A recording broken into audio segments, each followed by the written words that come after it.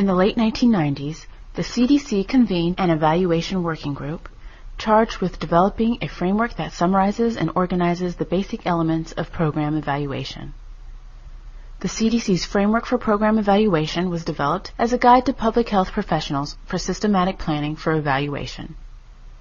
The framework was developed to summarize and organize the essential elements of program evaluation, provide a common frame of reference for conducting evaluations, clarify the steps in program evaluation, review standards for effective program evaluation, address misconceptions about the purposes and methods of program evaluation.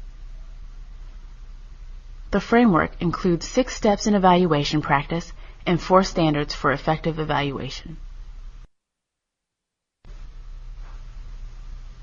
Central to the framework are the standards adopted from the Joint Committee on Standards for Educational Evaluation. The 4 standards are: utility.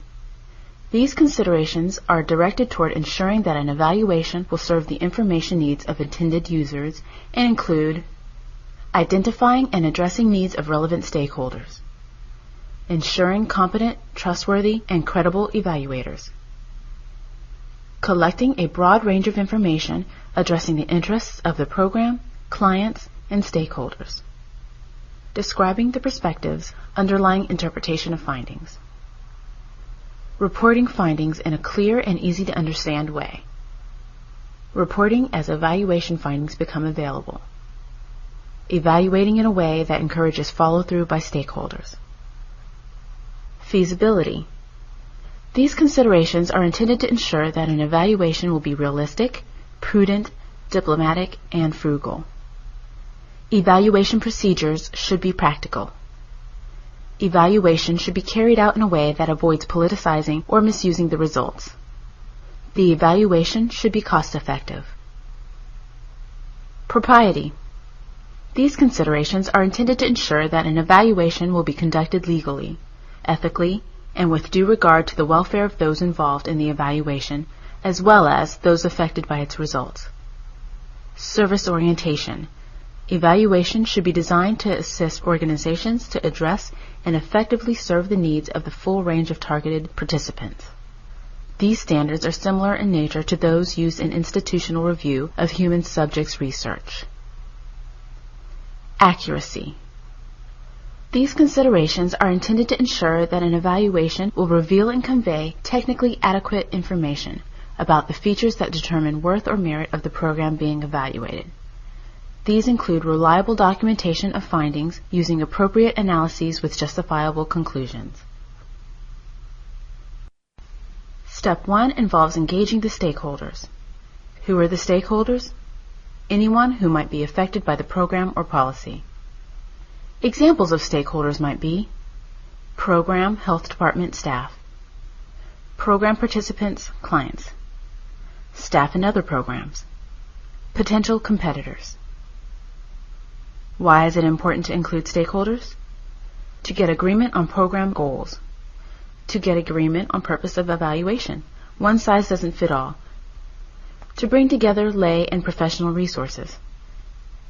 To build capacity to address health needs and give more control over factors affecting health. Because it increases credibility of evaluation. Increases likelihood that recommendations from evaluations will be implemented. The second step of the framework is to describe the program. It is helpful to think in terms of the logic model.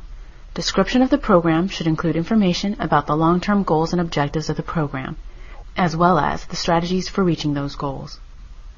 In particular, these aspects should be addressed: the need to be addressed by the program, the expected effects of the program, what constitutes success, the stage at which the program is in, whether it be planning, implementation, or effects, the context in which the program operates, including history, geography, or politics, social economic conditions, and other things that could affect results.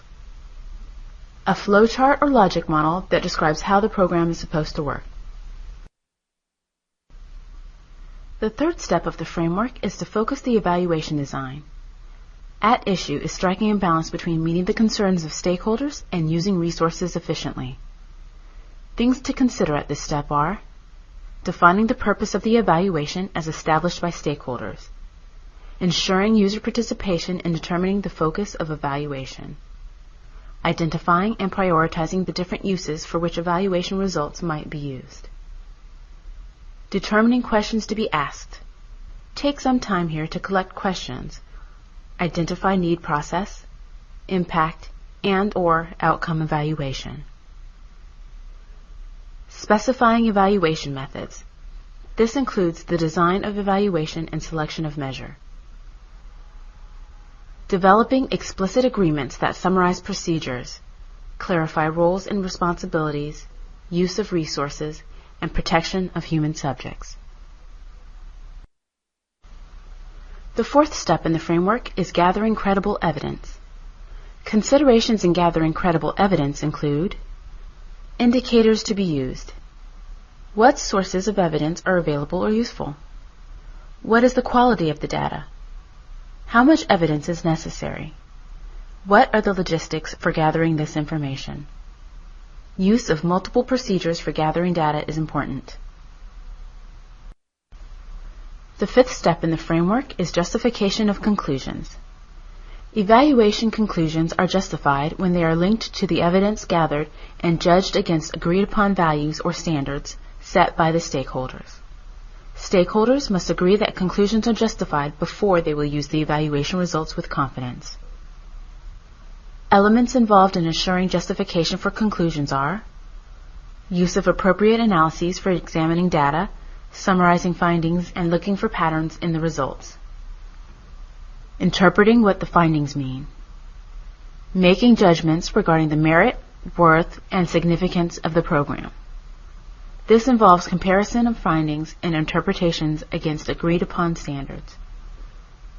Standards reflect the values of stakeholders and are the basis for forming judgments. Finally, recommendations are actions for consideration based on results. Recommendations regarding the use of evaluation results should be made with regard to the organizational context in which programming decisions will be made.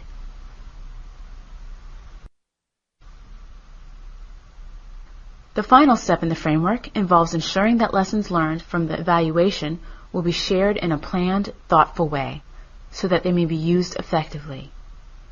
Elements that ensure effective use of evaluation information are design. Remember the third step of the framework? The evaluation design should be focused at that step to ensure effective use of evaluation results. Preparation. Steps taken to plan for or rehearse eventual use of the evaluation findings. How might your findings affect the decision-making of the stakeholders? Feedback. Providing feedback of findings to all parties of the evaluation builds trust and keeps the evaluation activities on track. Follow-up. This includes providing support to the users of the evaluation. Follow-up can also help avoid possible misuse of findings. Dissemination.